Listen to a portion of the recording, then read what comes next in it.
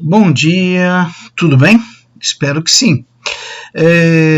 Hoje nós vamos continuar os nossos estudos sobre a Era Napoleônica. Nós já estudamos a primeira fase, consulado. No nosso último encontro virtual, eu pedi que vocês assistissem um documentário sobre a segunda fase, sobre o Império, um documentário do Discovery Channel que se encontra na plataforma. Espero que todos tenham assistido. Esse documentário vai facilitar muito o nosso estudo e a nossa compreensão da segunda fase, a nossa compreensão do Império, segunda fase da Era Napoleônica. Tá certo? Vamos então começar o nosso estudo, sempre lembrando ou relembrando os conteúdos aprendidos anteriormente e eu saliento várias vezes alguns tópicos que são mais habituais de serem cobrados em provas, em vestibulares e Enem. Então eu peço a paciência de todos, né, quando eu me torno às vezes até repetitivo, mas se assim eu faço é porque o tópico é fundamental para que nós venhamos a compreendê-lo, a fixá-lo. Então, quando eu repito muitas vezes uma coisa, é porque é muito importante, é muito exigido, tá certo? Então, vamos continuar. Nós estudamos a primeira fase do consulado. O consulado, como principal característica, ele traz que foi um governo totalmente voltado para privilegiar a alta burguesia e suas demandas. A principal realização de Napoleão no consulado, sem sombra de dúvida, e eu insisti muito nisso, foi o Código Napoleônico, que trouxe igualdade jurídica a todos, antiga reivindicação dos nossos amigos burgueses, ou seja, todos são iguais perante a lei. Ele trouxe também a total proteção à propriedade privada, liberdade de pensamento, liberdade filosófica, né? Ou seja, o cidadão pode ser o que ele quiser filosoficamente, ter liberdade de pensar, ele pode ser até um ateu, até um protestante, e não pode ser perseguido por isso. Então, nós vamos ver que também ele trouxe consigo a sociedade laica, ou seja, uma sociedade sem interferência de religião, dos conceitos religiosos, e trouxe também consigo o Código Napoleônico o desejo que a classe burguesa tinha de neutralizar os órgãos de ação dos trabalhadores. Neutralizou os sindicatos, né, proibiu os sindicatos e proibiu a lei de greve. Então, o Código Napoleônico é, sem sombra de dúvida, o maior feito de Napoleão no período de consulado. Nós sabemos, gente, que Napoleão foi tão bem no período do consulado, administrou tão favoravelmente para os burgueses, que em 1802 eles transformaram ele em cônsul vitalício. Mas depois eles quiseram mais, eles queriam manter Napoleão para sempre e dar mais poderes a ele, para que assim Napoleão pudesse, com mais propriedade, com mais liberdade, atender às demandas da classe burguesa, principalmente da alta burguesia. Então eles transformaram Napoleão em imperador perpétuo da França. No momento que Napoleão se torna o imperador perpétuo da França, nós começamos a segunda fase da Era Napoleônica, Império. Nós vamos ver que essa fase vai se caracterizar principalmente pela expansão territorial através de conquistas militares que foram empreendidas por Napoleão, né? E principalmente pela autonomia que Napoleão demonstra na governança da França, sem se preocupar com a igreja e muito menos em agradar a alta burguesia. Vamos partir então para ver Napoleão fazendo o que ele sabe fazer de melhor, a guerra. Bom, gente, vamos prosseguir. A coroação de Napoleão ela é extremamente reveladora dos fatos que virão. Napoleão, em sua coroação, ele age de maneira intempestiva, de maneira não esperada, e ele simplesmente arranca a coroa das mãos do Papa e ele mesmo coloca essa coroa sobre sua cabeça. Esse ato intempestivo de Napoleão tem uma simbologia muito grande. Primeiro, é que ele, ao contrário dos outros imperadores, ele faz questão de demonstrar que ele está sendo coroado, mas que ele não depende da aprovação da Igreja Católica.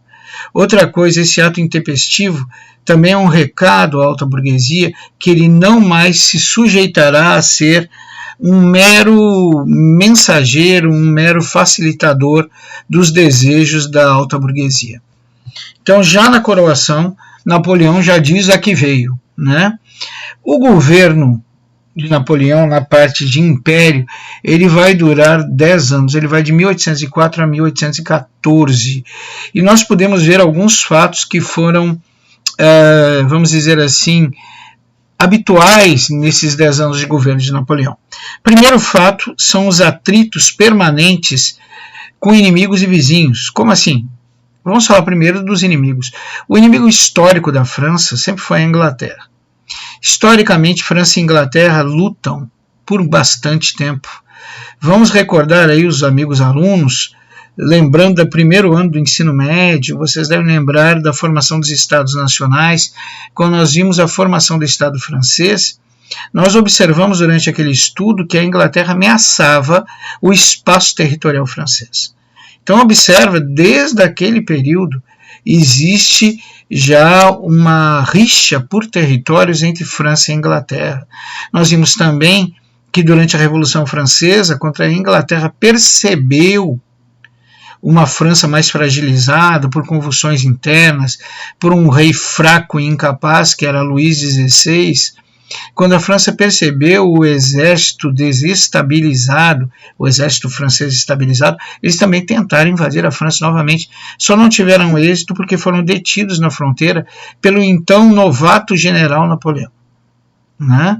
Napoleão conteve, claro, com a ajuda dos voluntários franceses, a gente nunca pode esquecer disso.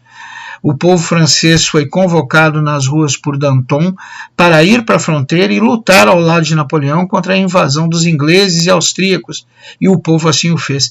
E graças a esses voluntários, Napoleão também obteve êxito contra a invasão dos nossos amigos ingleses.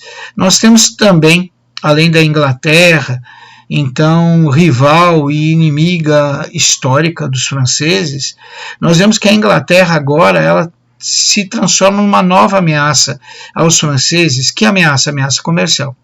Nós vamos ver que os franceses estão encontrando uma concorrência demasiada dos ingleses no que se refere ao comércio de produtos manufaturados.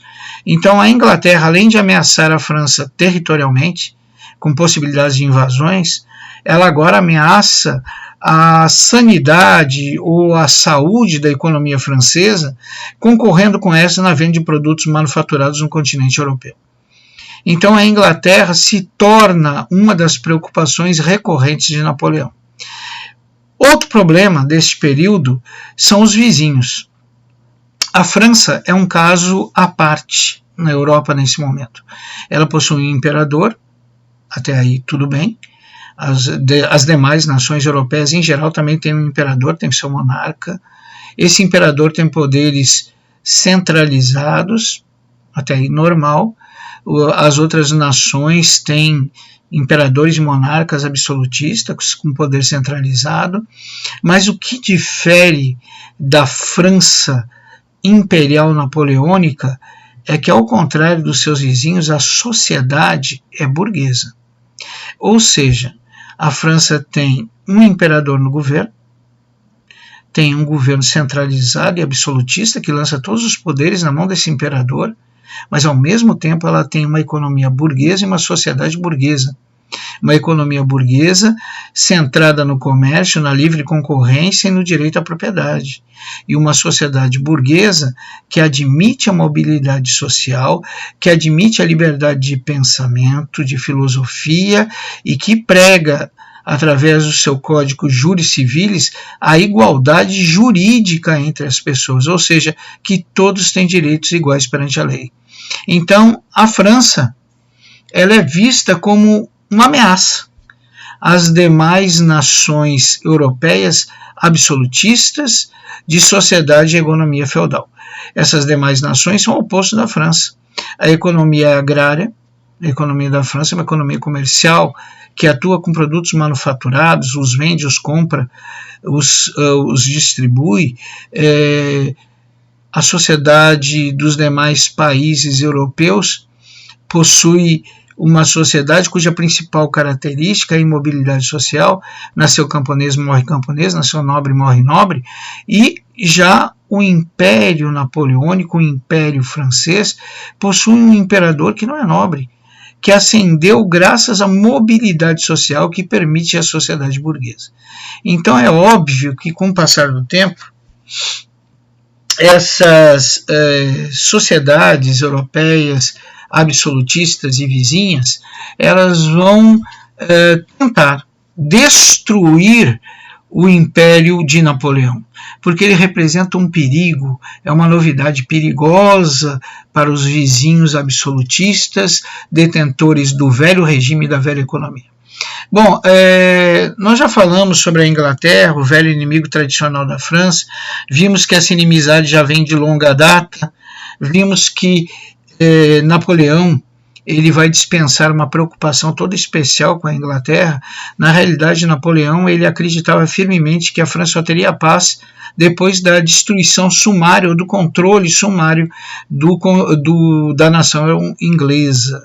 Mas Napoleão tinha um problema grave até, um problema que ele, mesmo sendo um dos maiores estrategistas militares da história, não conseguiu resolver. Que problema era esse? Os nossos amigos ingleses eram os senhores dos mares. A Inglaterra possuía o maior poderio marítimo da Europa. Ela tinha a maior frota mercante e a maior frota de guerra da Europa. Ou seja, a Inglaterra dominava os mares. E a França? A França tinha a melhor infantaria da Europa. Significa que a França tinha poder em terra. E aí vem um problema grave para Napoleão. Como você derrota um inimigo cujo maior poder não se equivale ao seu poder? Ou seja, para que Napoleão conseguisse atingir o seu plano de invadir a França, de controlar e de invadir a Inglaterra, de controlar e dominar a Inglaterra, ele teria que subjugá-la naquilo que a Inglaterra era melhor. E no que a Inglaterra era melhor? No mar. O controle do mar pelos ingleses, tanto no comércio quanto na guerra. E Napoleão sabia que este controle, que essa condição, ele não possuía. A Marinha Francesa não era de maneira alguma rival ou tinha condições de competir com a Marinha Inglesa. Então, esse problema, insolúvel no momento, fez Napoleão arquivar os seus planos de invasão da Inglaterra. E Napoleão vai arquivar por mais tempo esses planos, porque um fato vai tornar quase impossível a invasão da Inglaterra por parte dos nossos amigos franceses. Se Napoleão já via dificuldade de enfrentar os ingleses no mar, depois da Batalha de Trafalgar, esta pretensão de Napoleão vai acabar de uma vez por todas. Nós vamos ver que o almirante Nelson, o almirante da Marinha Inglesa, ele vai enfrentar a Marinha Francesa numa batalha chamada Trafalgar. E esse almirante Nelson vai impor pesadas baixas à Marinha Francesa. Nós vamos observar que 70% da Marinha Francesa vai ser destruída nesta batalha. O almirante Nelson consegue o grande feito de neutralizar a Marinha Francesa e paga isso com a vida, porque o almirante Nelson morre na Batalha de Trafalgar. Então, os franceses são derrotados no mar e a possibilidade, que já era um pouco remota, da invasão da Inglaterra pelos franceses agora se tornou impossível. O que Napoleão vai fazer então contra o seu arquirrival, o seu inimigo tradicional? Napoleão vai fazer o que é possível. Napoleão vai fazer o que é possível fazer. Ele vai criar um bloqueio continental. De maneira resumida, o bloqueio continental nada mais é do que impedir que qualquer nação europeia comercialize com a Inglaterra. Ou seja, Napoleão ordenou Desculpe, eu ia tossir aqui. Napoleão ordenou que todos os portos europeus se fechassem aos navios ingleses. Dessa forma, ninguém comprava e ninguém vendia para a Inglaterra. Qual era o objetivo de Napoleão com o bloqueio continental? Acabar com a economia inglesa. Era o primeiro objetivo.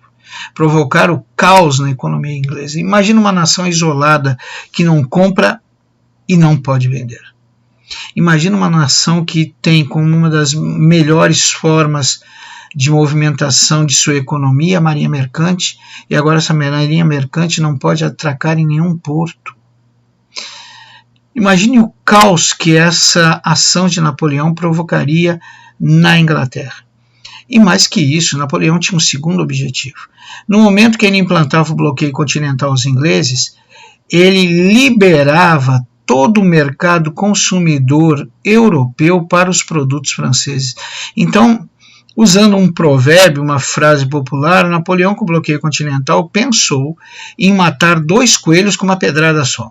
Ele provocava o caos na economia inglesa e, ao mesmo tempo, liberava todo o mercado consumidor para os produtos manufaturados franceses. Afinal, se a Inglaterra não podia mais vender os seus produtos manufaturados e os países europeus os consumiam, quem seria agora o principal fornecedor desses países europeus? Óbvio, a França. Então, um dos problemas que a França possuía com a Inglaterra, que era a concorrência comercial na venda, na entrega de produtos manufaturados, agora estava eliminada pelo bloqueio continental. Assim pensou Napoleão.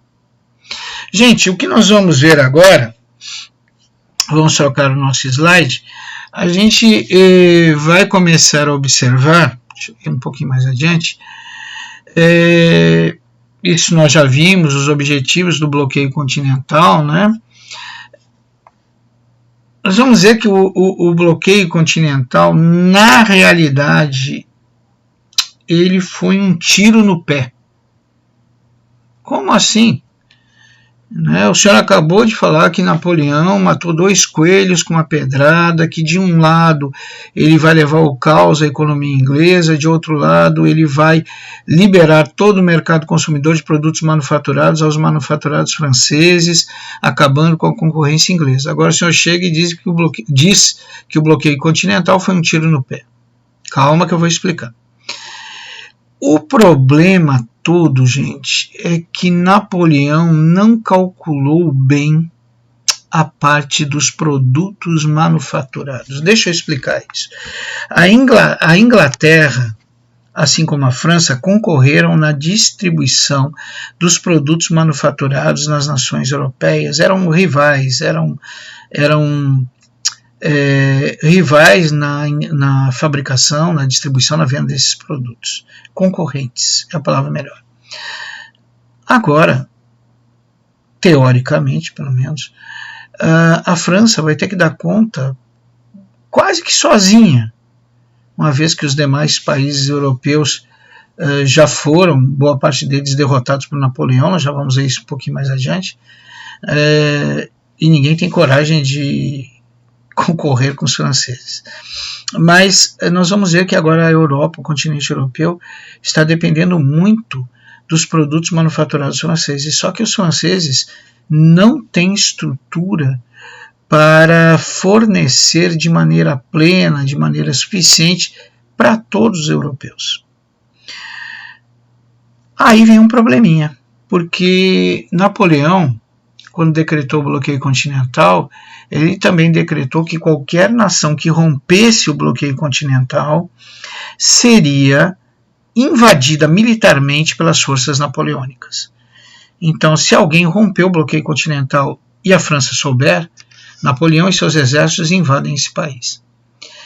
Agora, os países europeus estão numa sinuca de bico, né? Estão numa sinuca de bico porque ou eles cumprem o bloqueio continental e não são invadidos pela Inglaterra e ficam sem produtos manufaturados, ou eles ficam com produtos manufaturados e são invadidos pela França. Então, de novo, a sinuca de bico é a seguinte: ou os países europeus mantêm o bloqueio continental imposto por Napoleão e não compram produtos ingleses e assim não são invadidos pelas forças napoleônicas, ou eles rompem o bloqueio continental, satisfazem suas necessidades de produtos manufaturados e correm o risco, caso Napoleão venha a descobrir, de serem invadidos por e pelas forças napoleônicas, por Napoleão e pelas forças napoleônicas. Realmente é uma decisão meio complicada. Qual foi a saída? A saída foi pela tangente, como sempre. Os países começaram a contrabandear os produtos manufaturados ingleses.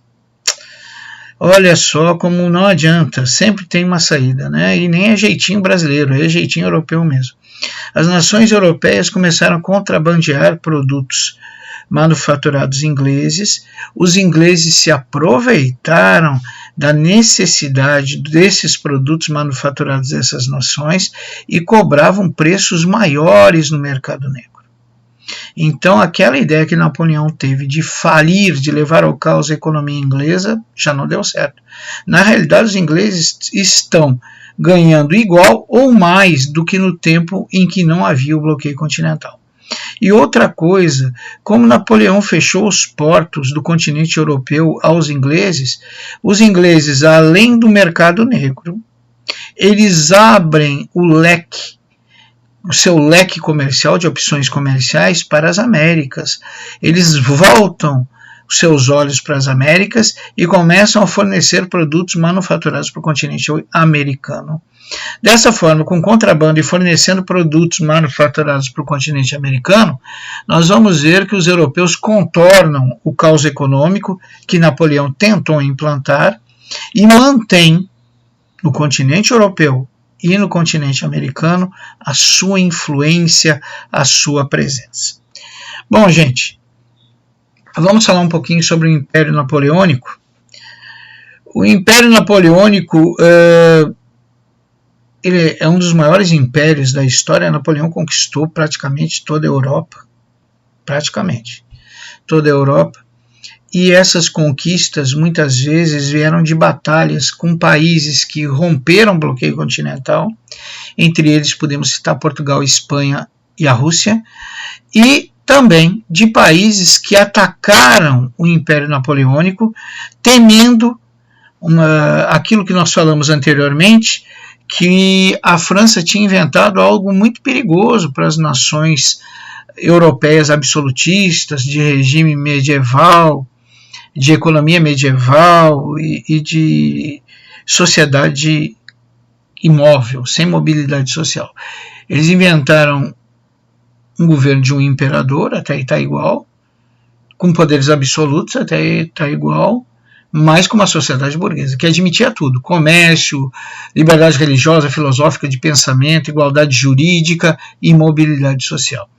Então, como nós já falamos anteriormente, muitos vizinhos de Napoleão, muitas nações europeias, temeram que isso se alastrasse como uma epidemia, como uma pandemia, e nas suas nações também, plebeus, não nobres, ou até nobres, influenciados por pensamentos iluministas ou revolucionários, viessem a querer depor o velho regime e instalar esse novo modelo que estava dando certo na França. Uma mistura de imperador absolutista com economia burguesa e sociedade burguesa. Então, nós vamos ver que diversos vizinhos de Napoleão atacaram a França, foram derrotados pela genialidade de Napoleão. Se vocês viram o vídeo da Discovery Channel, como nós aconselhamos o documentário, vocês viram algumas dessas batalhas, viram o gênio militar de Napoleão, né, enfrentando às vezes exércitos mais numerosos, diferença de 2 para 1, 3 para 1, e Napoleão suplantando essa superioridade do inimigo na base da inteligência e da estratégia. Bom, resumindo, o Império Napoleônico conquistou a Espanha, o Reino da Itália, o Reino de Nápoles, conquistou o Grão-Ducado de Varsóvia, conquistou a Córcega, conquistou a Baviera, a Confederação do Reno e a Westfália, e o Reino de Portugal, o Império Otomano, a Sardenha, a Sicília. Para a gente ter uma ideia melhor disso, vamos dar uma olhadinha no mapa. Olha aí o mapa aí que interessante. O que vocês veem em azul escuro é o Império Napoleônico, o Império Francês. O que vocês virem num azul um pouquinho mais claro são nações que dependem do Império Francês. Dependem como? Dependem em produtos manufaturados, então a França interfere na economia dessas nações, temem militarmente o Império Francês e se colocam como, não digo aliados, mas como não agressores. Então essas nações que dependem do Império Francês são as que têm a cor azul um pouco mais clara. E o azul mais clarinho são os aliados declarados do Império Francês. Então, se vocês observarem, já nessa situação, a França de Napoleão domina boa parte da Europa. O mapa é muito ilustrativo, na realidade. Mas vocês vão ver que a situação vai piorar, ou seja, o Império Francês vai aumentar ainda mais. Vamos dar uma olhadinha no outro mapa. Só um minutinho. Vamos dar uma olhadinha no outro mapa. Deixa eu voltar aqui um pouquinho atrás. Eu peço que vocês olhem com atenção para o Império Otomano. Vai aparecer uma flechinha azul ali. O que significa isso? Foi invadido por Napoleão e anexado ao Império Francês. Olha só. Quer dizer que aquela partezinha que está branca vai ficar toda azul escura. Vamos de novo. Olha ali Portugal. Portugal contrariou o bloqueio continental, foi invadido por Napoleão e anexado ao Império Francês. Para completar, a Suécia também vai ser invadida por Napoleão. O que sobrou? A Grã-Bretanha e a Irlanda, né, que faz parte do Reino Unido, o Império Russo, e pronto.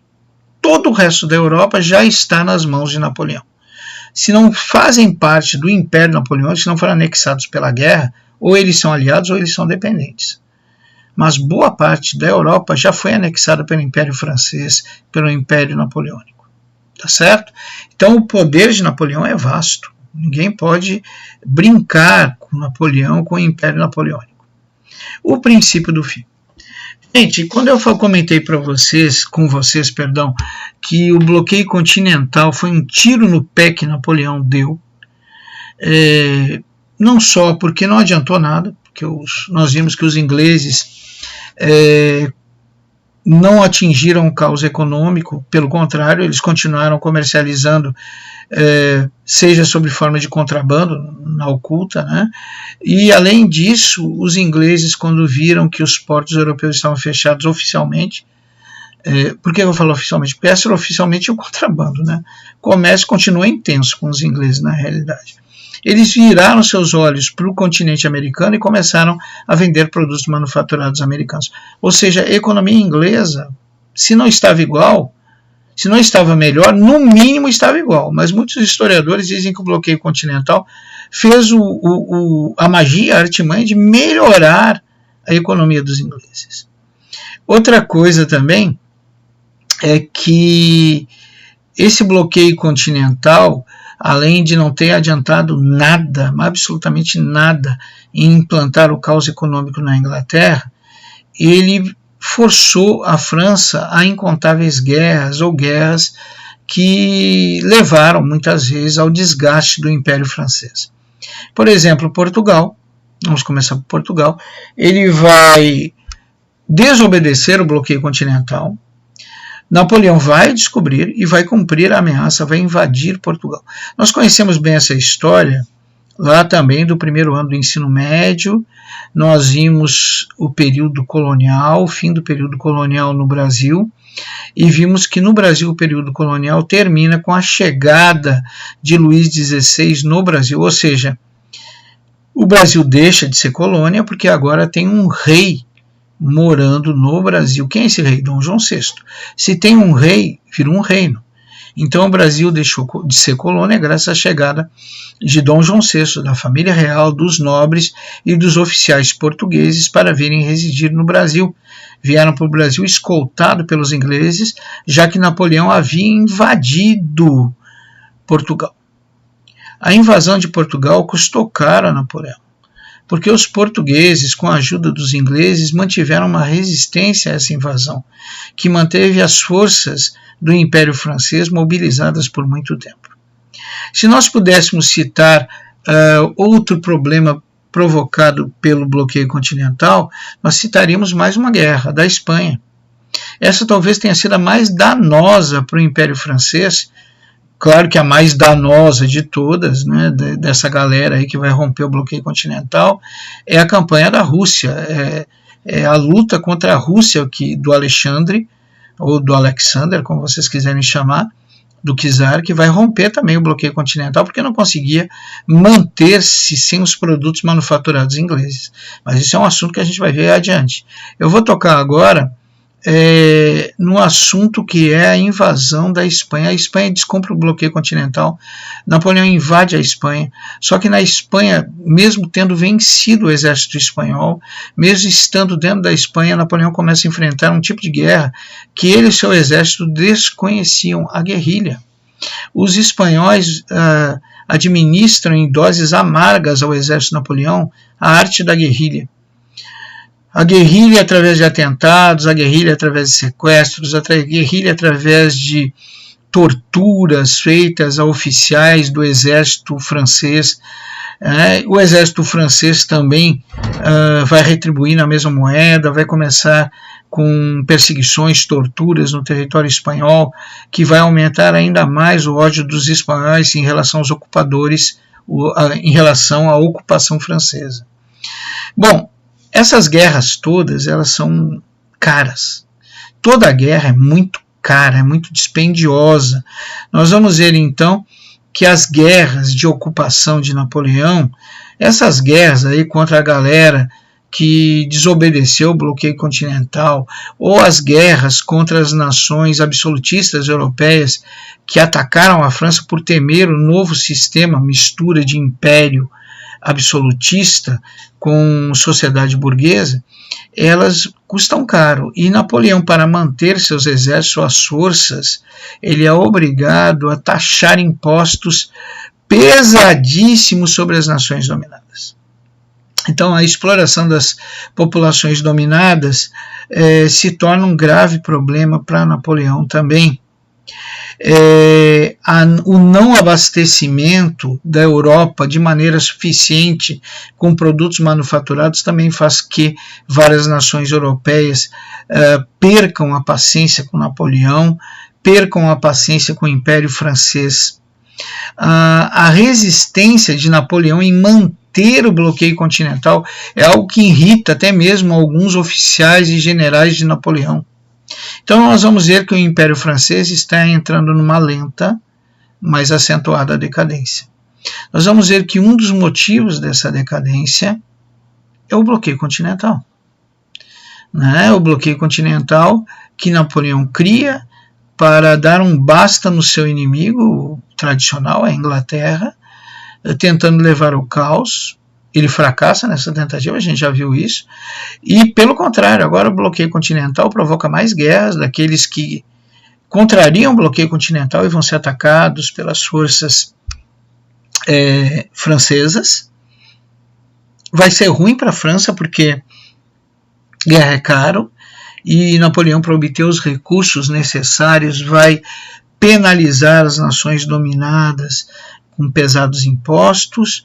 Além disso, as nações europeias estão chateadíssimas com a França, que não consegue abastecer de produtos manufaturados, e eles são obrigados a comprar produtos manufaturados da Inglaterra no mercado negro, pagando mais e se arriscando, caso ocorra a descoberta por parte de Napoleão, de serem invadidos.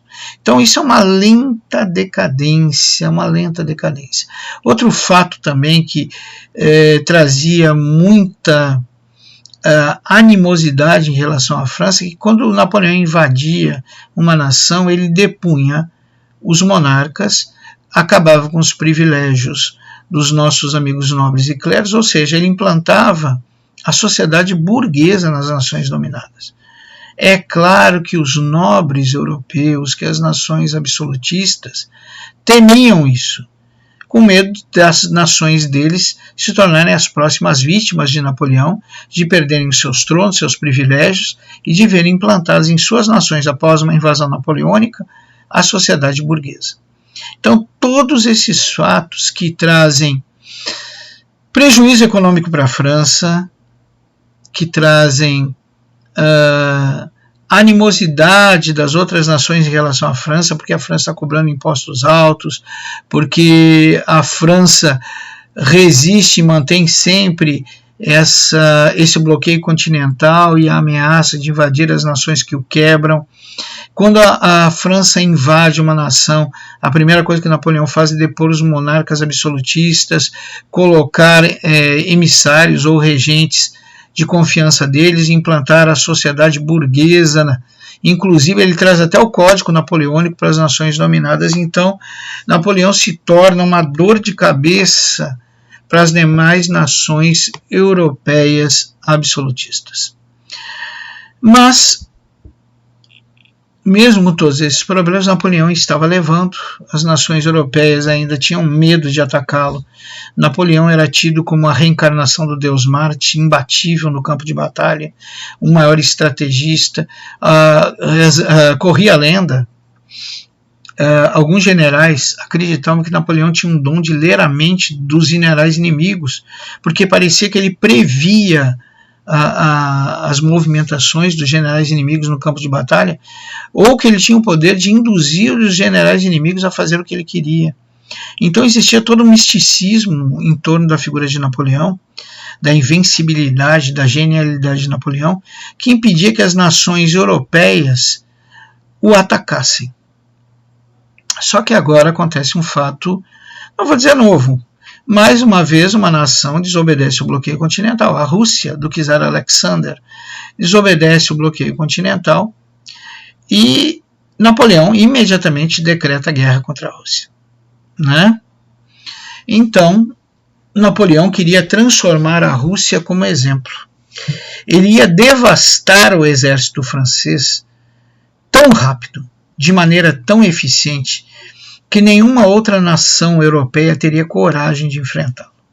Para fazer isso, para transformar a Rússia num exemplo, para nunca mais ninguém ter coragem de romper o bloqueio continental, Napoleão vai recrutar um exército grandioso. São mais de 600 mil homens.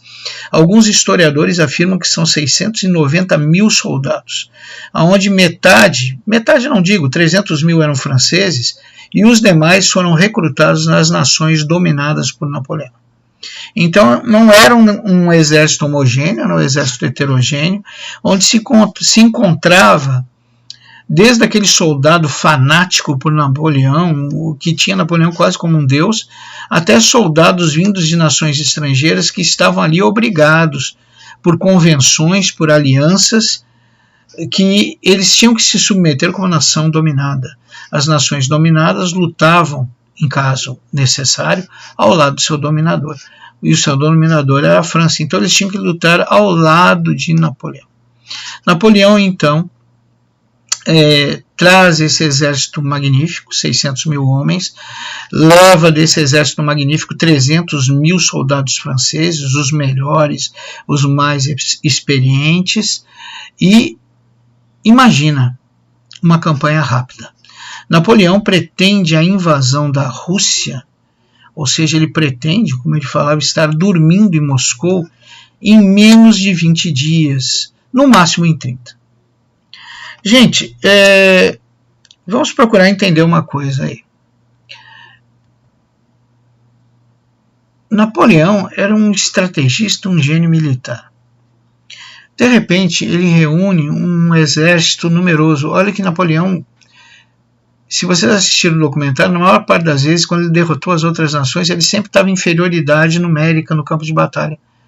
Mas agora ele se preocupou em estar em superioridade numérica. Que superioridade, né? O exército russo era numeroso, mas não tinha um terço desses soldados aí. Então seria um massacre sem tamanho. Napoleão estava com uma superioridade de 3-1, mais ou menos. Bom, talvez aí, isso é uma interpretação da história, Napoleão, devido a esse exército gigantesco, ele se tornou descuidado. Descuidado como? Descuidado porque ele não ouve mais seus generais, não ouve mais os seus marechais. Napoleão acredita fielmente que ele é invencível, né? E por esse motivo ele não ouve mais seus generais e comete uma série de erros crassos, né? Primeiro, ele conclui que vai ser uma guerra rápida, baseado na quantidade numérica dos seus soldados e na superioridade de armas que possui. Estranho, porque Napoleão inúmeras vezes lutou com inferioridade de soldados e com inferioridade de forças bélicas. E ele sabe que nem sempre o exército mais numeroso e mais bem armado ganha a guerra, né? Então, mas dessa vez parece que ele esqueceu a lição que ele mesmo ensinou para a Europa. Mas vamos lá. Seus generais e seus marechais experientes, muitos deles estudiosos das antigas guerras que ocorreram no continente europeu, eles o avisam das enormes distâncias que compõem a nação russa. A Rússia é a maior nação do mundo em extensão territorial e boa parte desse terreno é acidentado. Então, o que os generais estão falando para Napoleão é como ele vai conseguir, em 20 dias, no máximo 30, conquistar a Rússia com as dimensões territoriais que a Rússia possui. Então, como ele vai conseguir isso? Como é que ele vai sair da fronteira até Moscou tão rapidamente, de maneira tão eficiente, que ele vai conquistar a Rússia, o maior país do mundo, em extensão territorial, em menos de um mês? Primeiro ponto. Napoleão responde aos seus generais que ele vai fazer isso através da marcha forçada. Ele pretende que os soldados marchem 112 quilômetros a cada 2 dias. Isso dá uma média aí de 65 quilômetros por dia. Gente, imagina marchar 65 quilômetros por dia num terreno acidentado e carregando uma mochila. Que se algum de vocês um dia serviu o serviço militar, vocês vão descobrir que aquela mochila que os soldados carregam até hoje, ela pesa de média de 30 a 45 quilos. Imagina fazer isso num terreno acidentado, imagina fazer isso num terreno vasto. Os generais de Napoleão também o advertem sobre os perigos climáticos da Rússia. A Rússia, ela tem os chamados climas extremos. O verão russo pode chegar acima de 45 graus, o verão. O inverno russo pode chegar abaixo de 44. Então os generais avisam Napoleão tanto do rigor do inverno como o rigor do verão. Napoleão, mais uma vez, ele diz que não se preocupa com isso, porque vai ser uma guerra rápida. Que bom, né, que ele está tão confiante assim. Os generais de Napoleão também o advertem da logística. O que é logística? Logística é um material de apoio. A quantidade de munição, alimento, água e armas que tu leva para suster as tropas no campo de batalha. Napoleão está levando uma logística leve, porque ele quer marchar rápido, ele quer velocidade na marcha, então ele está levando pouca comida, pouca água e pouca munição. Tudo para marchar rápido. Ele quer acabar essa guerra, relembro vocês, em menos de 30 dias. Aí os generais perguntam a Napoleão, mas como vai manter um exército desse tamanho?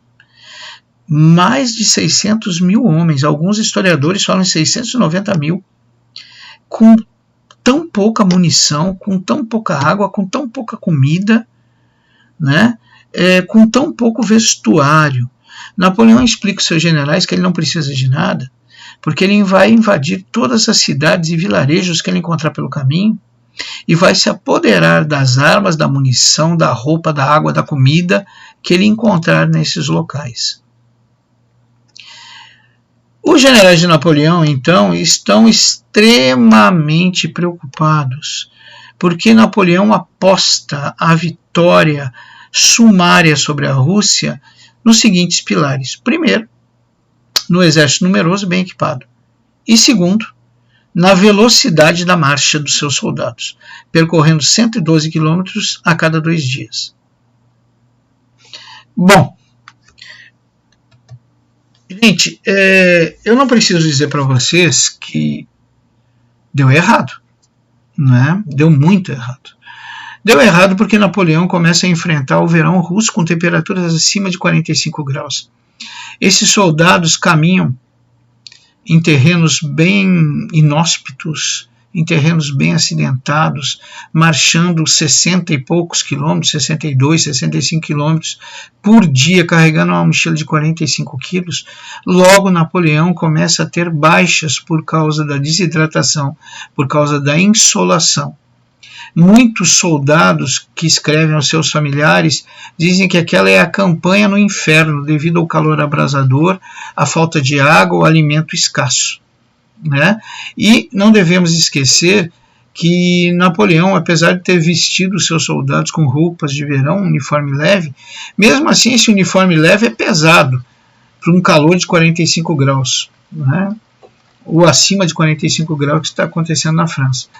A marcha de Napoleão, a marcha forçada que os soldados realizam, percorrendo distâncias enormes a cada dia, ela exaure os soldados e faz com que muitos não resistam de maneira alguma ao calor e à falta de preparo para um ambiente numa temperatura tão elevada.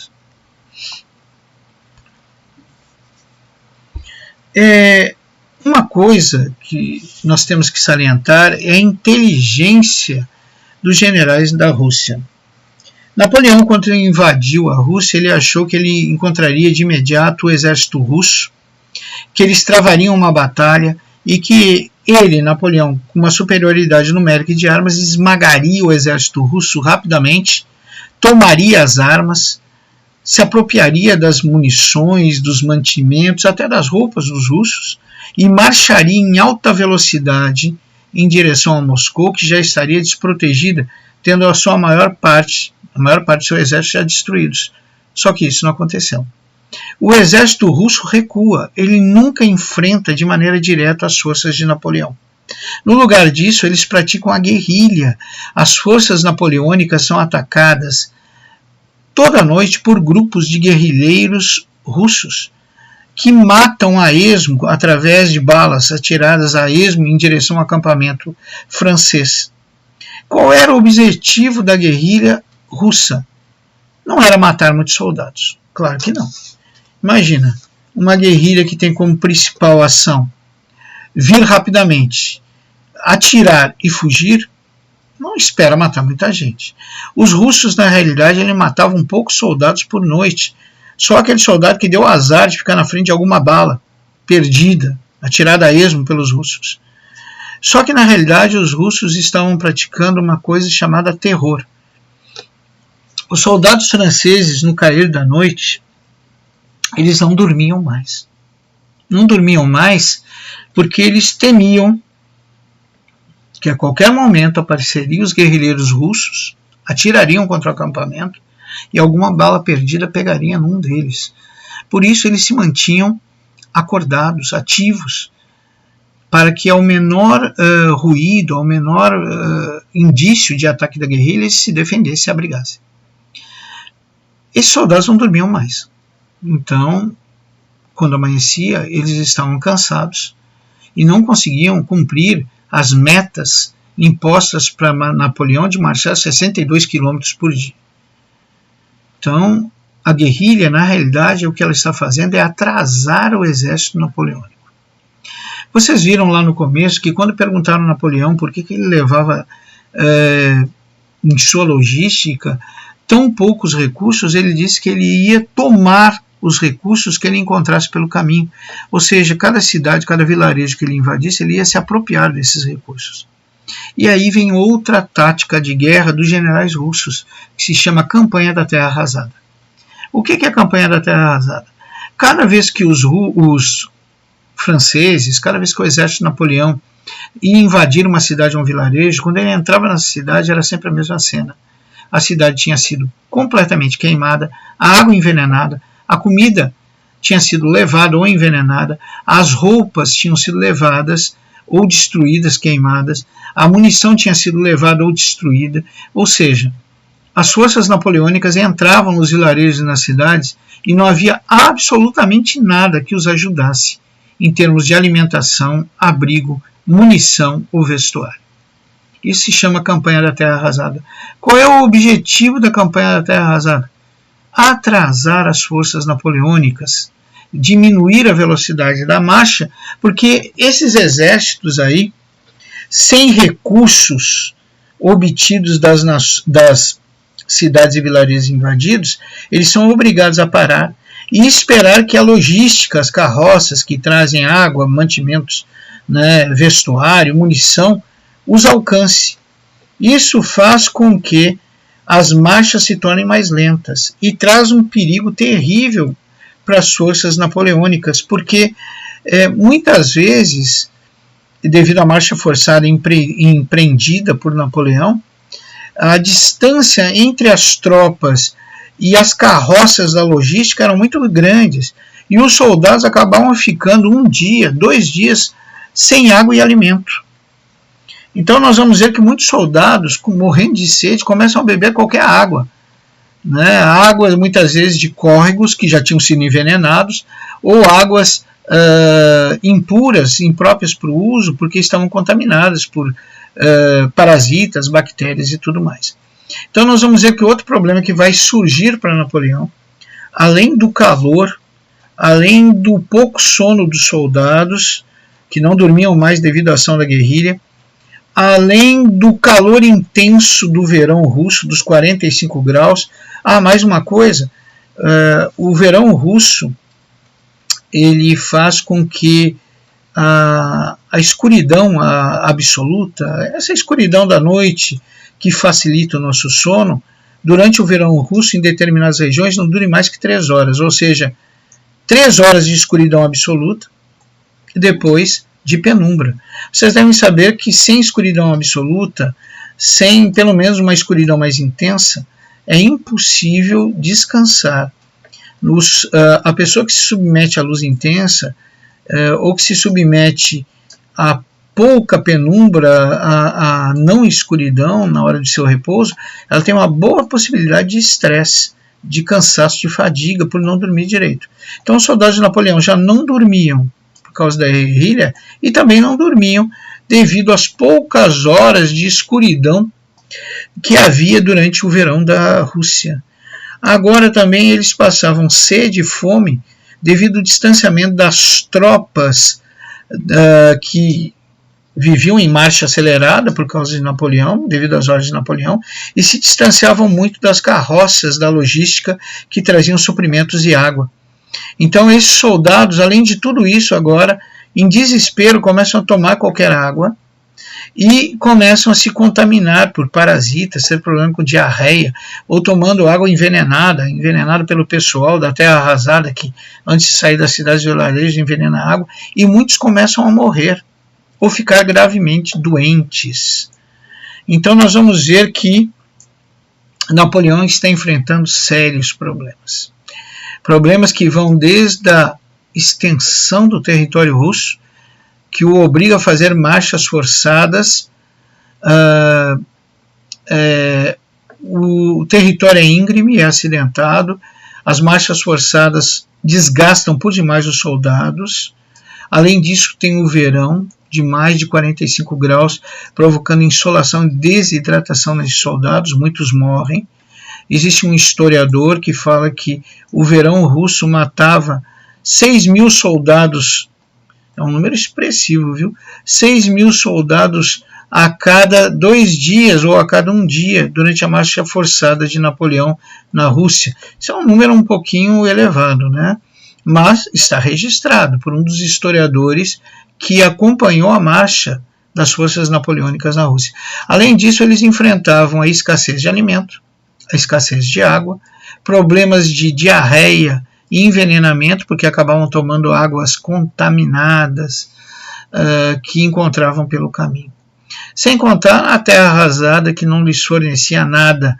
As cidades russas sempre estavam completamente destruídas quando o exército napoleônico chegava, não havia absolutamente nada para ser utilizado. A campanha da Rússia está se mostrando um verdadeiro desastre. O verão russo é insuportável, os problemas com água, com abastecimento são insuportáveis, as doenças se multiplicam. O descontentamento dos soldados e dos generais em relação a Napoleão, porque todos tentaram avisá-lo, também se multiplica. Muitos já estão colocando em dúvida a genialidade de Napoleão, estão contestando isso. Então Napoleão está enfrentando problemas terríveis que vão desde problemas climáticos, desde guerrilha, desde terra arrasada, desde falta de água. São problemas terríveis, mas finalmente Napoleão decide que a única saída para o seu exército é parar de invadir cidades e vilarejos que geralmente eles vão encontrar destruídos e queimados, e marchar de uma vez só em direção à Rússia. Napoleão, então, vê como única saída a marcha forçada, sem paradas, em direção à Rússia. Observe que o exército napoleônico já está extremamente debilitado. Napoleão agora avisa os seus generais, seus almirantes, que ele vai pegar esse exército debilitado e vai empreender uma marcha forçada contínua até chegar a Moscou, porque ele tem a certeza que lá em Moscou finalmente eles vão encontrar o exército russo e finalmente ele vai conseguir exterminar o exército russo. Né? Essa é a ideia de Napoleão. Né? Napoleão então acreditava, finalmente, eu avancei um pouquinho demais. Finalmente, Napoleão acreditava que ele teria sua tão grande batalha contra o exército russo, que chegando na periferia, nas imediações de Moscou, ele finalmente enfrentaria o exército russo. E realmente isso aconteceu. Quando ele se aproxima de Moscou, finalmente o exército russo aparece. As forças de Napoleão estão debilitadas pela marcha forçada, por todos os problemas que nós já falamos anteriormente. Nós vamos ver também que os soldados de Napoleão já não estão mais idolatrando o seu ídolo, o general, eles estão colocando um pouco de dúvida na capacidade militar de Napoleão, os generais mais ainda que os soldados, né?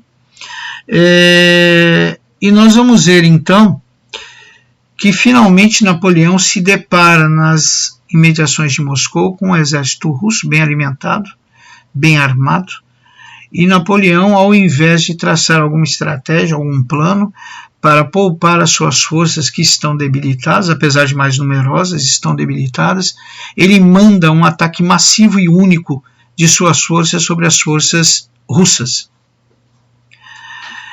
Essa batalha, a Batalha de Borodino, ela vai ser uma batalha que vai entrar para a história, onde vão morrer milhares de pessoas vão morrer. A Batalha de Borodino, em 7 de setembro, dos 250 mil participantes que lutaram de maneira direta nessa batalha, que foram para a frente de batalha, tanto russos quanto franceses, nós vamos ver que vai levar a uma morte massiva de soldados. De 250 mil que lutaram nessa batalha, 80 mil soldados vão morrer. Né?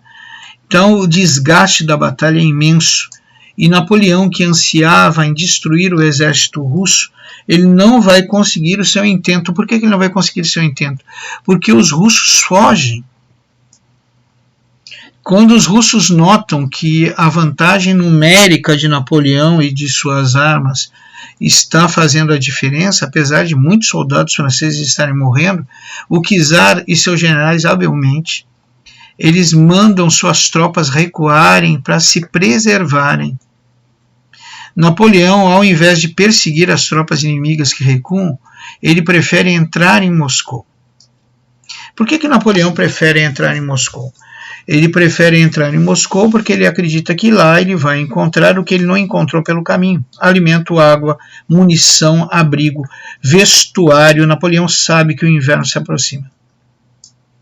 Napoleão entra em Moscou, ele até senta na cadeira do czar. Mas, no mesmo dia, ou passado o dia, durante a noite, Napoleão vai ter a incrível surpresa de ver Moscou arder em chamas. 75% da cidade e dos seus recursos serão queimados pelos próprios russos. Até hoje, gente, os russos negam isso. Os russos dizem que quem queimou Moscou foram os franceses, a mando de Napoleão. Mas é meio difícil de acreditar, né? Napoleão estava ansioso para se apoderar dos recursos que a cidade de Moscou poderia lhe oferecer. Que recursos são esses? Alimentação, munição, abrigo, vestuário. Então ele jamais ia queimar a fonte que iria lhe dar esses produtos. Na realidade, quem queimou mesmo foi o povo de Moscou, que já havia recebido instruções do exército russo. Então agora Napoleão não tem mais a Moscou para se abrigar. Não tem mais os alimentos e a água de Moscou. Não tem mais o vestuário. Napoleão manda recolher o que é possível. Começa a empreender uma retirada, porque o inverno chegou. Em 18 de outubro, quando os nossos amigos franceses iniciaram a retirada, a temperatura, de uma hora para outra, quase que imediatamente caiu a 0 graus. Os militares franceses se viram de frente com o inverno russo, com o início do inverno russo. O pior ainda está por vir. O desespero foi tão grande que eles pegaram todo e qualquer vestuário, como agasalho, até roupa de mulher. Os soldados franceses usaram para se abrigar do frio. O que foi encontrado? O que não foi queimado? O que foi encontrado foi utilizado pelos soldados franceses em desespero contra o frio intenso que adivinha. Nós vamos ver que, com o passar do tempo, os nossos amigos franceses empreendem uma marcha para o sul, numa retirada desesperada da Rússia. Gente, os nossos amigos, os generais, os marechais franceses já haviam avisado Napoleão que o monarca sueco tentou invadir a Rússia no passado, no século XVIII, e os russos o haviam atrasado. Suas tropas encontraram o inverno russo e esse monarca, ele viu as suas tropas morrerem de fome e de frio. Então o que ia acontecer agora era sabido por cada general, por cada marechal de Napoleão e pelo próprio Napoleão. A principal estratégia de Napoleão, que era marchar bem rápido, destruir o exército russo e invadir Moscou e prender o czar, deu tudo errado. A marcha não conseguiu ser rápida, eles tiveram problemas com o verão, tiveram problemas com guerrilha, problemas da terra arrasada, tiveram problemas internos, porque já havia insatisfação com os soldados, tiveram problemas de abastecimento logístico, a água faltou, os soldados beberam, muitos beberam água ruim, ficaram doentes ou morreram. Depois tiveram problemas quando Napoleão, apesar de saber que seus soldados estavam fatigados, doentes, ele os manda para um combate direto contra as forças russas, apostando na superioridade numérica e na superioridade de armas. Tiveram um problema por acreditar na teoria de Napoleão que em Moscou eles conseguiriam toda a alimentação, toda a munição, todo o vestuário e toda a água que necessitavam, e o que eles conseguiram foi ver Moscou arder em chamas, ver 75% da cidade ser destruída do dia para a noite e não haver mais água, não haver mais alimento, não haver mais munição, muito menos vestuário. Os soldados franceses, humilhados, temerosos, abandonam Moscou se apoderando do que podem de roupas, alguns usam até roupas de mulheres para se agasalhar.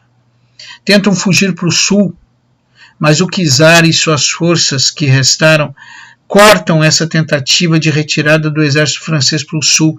Eles obrigam as tropas de Napoleão a se retirar pelo caminho de onde vieram.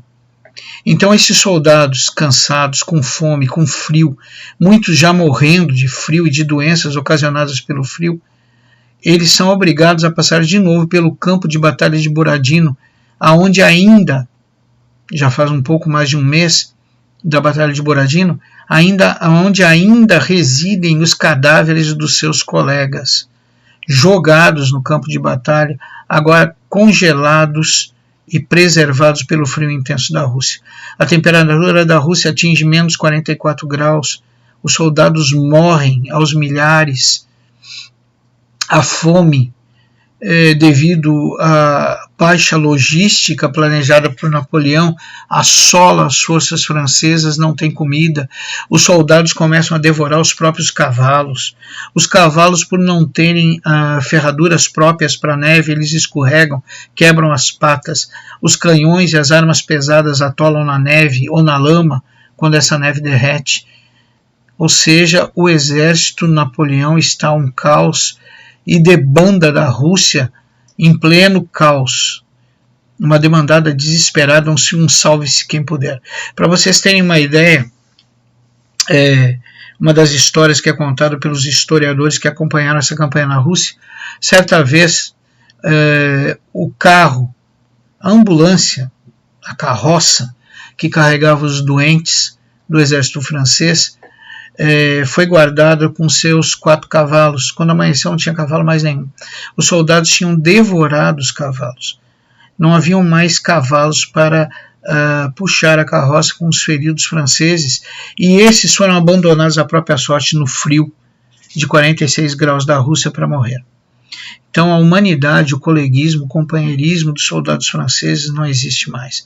Se não existe dos soldados franceses, imaginem das forças estrangeiras que estão junto com esses soldados, que já não gostavam de Napoleão, que nem queriam estar naquela guerra.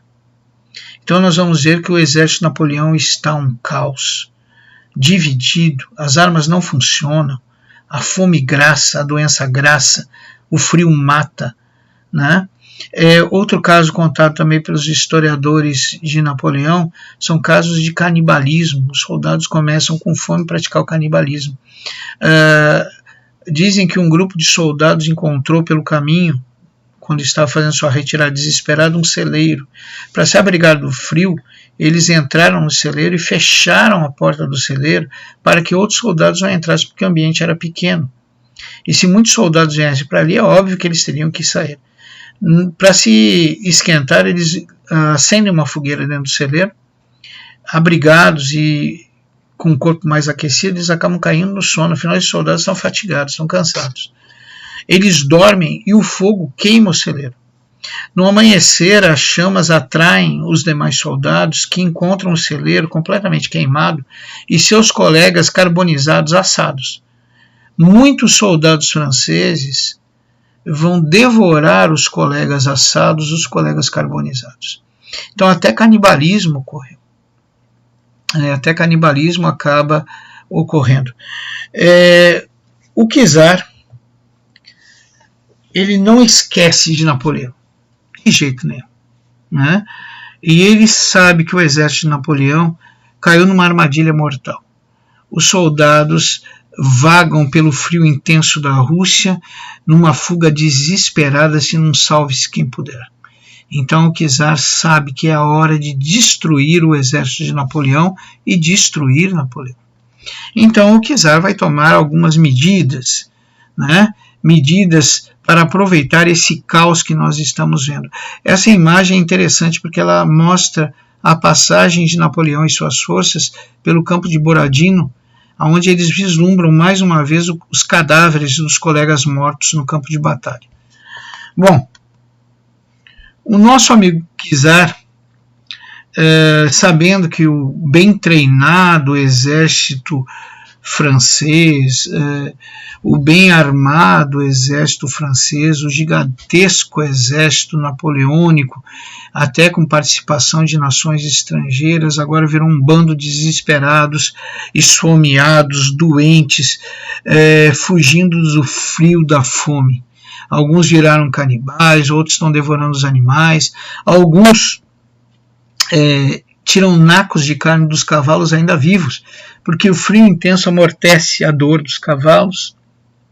e eles não sentem a carne lhes sendo cortada. E eles comem essa carne crua mesmo, porque não tem como acender um fogo num vento tão intenso, num frio tão intenso. O czar Alexandre ele não esquece Napoleão, né? Ele não vai deixar Napoleão partir sem a sua vingança. Ele não vai deixar Napoleão partir com seus soldados. Ele quer exterminar o exército napoleônico. Para isso, ele toma uma medida desesperada, o czar russo. Ele contrata mercenários entre os cossacos. Os cossacos eram um povo bárbaro que vivia nas pradarias, nos montes russos, nas savanas russas, e esses cossacos eles eram conhecidos pela sua selvageria, pela sua bestialidade. Eles eram selvagens no campo de batalha, impiedosos no campo de batalha. Pois o nosso amigo czar vai recrutar 100 mil cossacos e vai integrar esses cossacos às forças militares russas, tá? E vai atacar as forças francesas em retirada. Em determinado caminho, os franceses, ainda indo pelo caminho que vieram, eles constroem pontes precárias para ultrapassar lugares que, devido ao degelo, se tornaram rios e até corredeiras.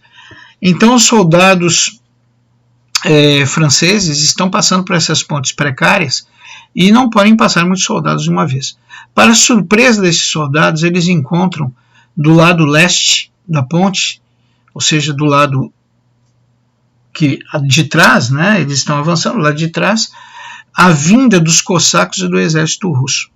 Os soldados franceses que já passaram a ponte, ao deslumbrar as forças russas se aproximando, acrescidas dos cossacos, e sabedores da fama dos cossacos, os soldados que já passaram a ponte, os generais, os marechais e Napoleão, que já está do outro lado, ele ordena a Napoleão a destruição das pontes, deixando um grande grupo de soldados, milhares de soldados franceses do outro lado, à mercê do exército russo e à mercê também da selvageria dos cossacos.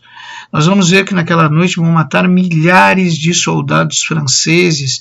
Os cossacos vão brincar de jogar os soldados franceses, as forças napoleônicas, nos rios gelados para vê-los morrer de hipotermia. Vão cortar as gargantas, vão torturar os que ficaram do outro lado da margem. Bom, em 26 de novembro, as forças napoleônicas, então, que tentaram atravessar o rio Berezina, eles vão sofrer essa baixa terrível que eu acabo de falar. Após isso, o exército francês que sobrou das forças napoleônicas vai chegar do outro lado. Finalmente vai chegar na Polônia, uma região dominada pelas forças napoleônicas.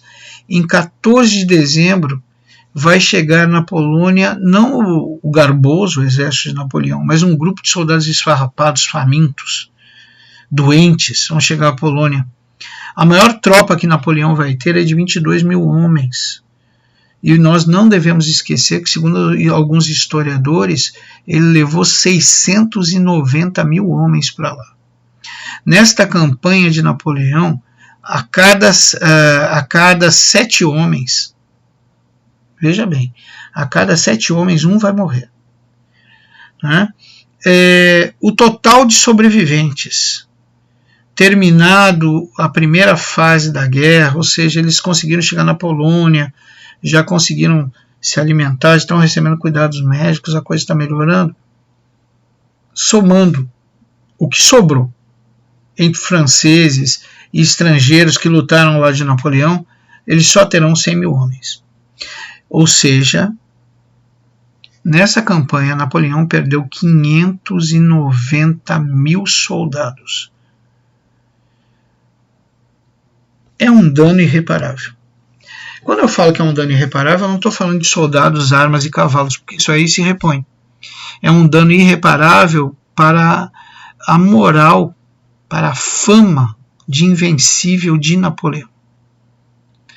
Ninguém mais acredita na invencibilidade de Napoleão. As nações outrora dominadas que temiam reagir e enfrentar o deus da guerra, o maior estrategista da Europa, Napoleão, agora não temem mais. Então nós vamos ver que nações dominadas se juntarão à Inglaterra, se transformarão num grupo chamado de aliados, formando uma santa aliança para invadir a França e destruir Napoleão. Então nós vamos ver que se unirão nessa santa aliança ingleses, prussianos, né?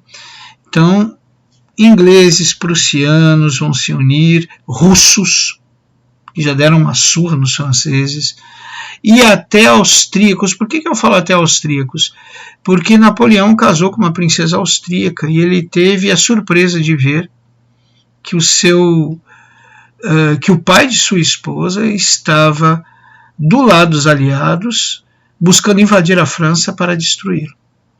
Então nós vamos ver que Napoleão está com suas forças militares debilitadas, mas mais que tudo, Napoleão acaba de perder a fama de general invencível, de estrategista gênio, né? E os seus próprios generais e marechais não acreditam mais que ele consiga reverter essa situação.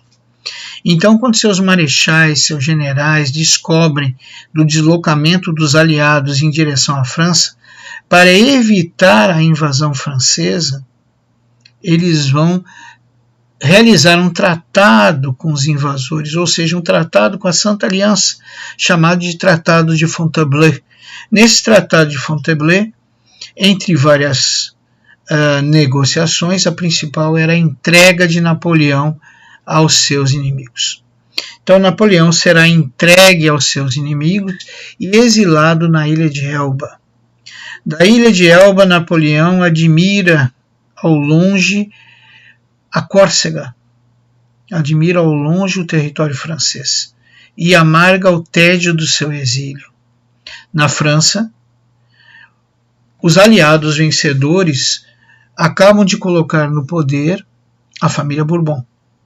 A Santa Aliança dos aliados que derrotaram Napoleão, ela visa não só a derrota de Napoleão, mas acabar com o Estado burguês, a sociedade burguesa, criada e mantida em território francês por burgueses e Napoleão.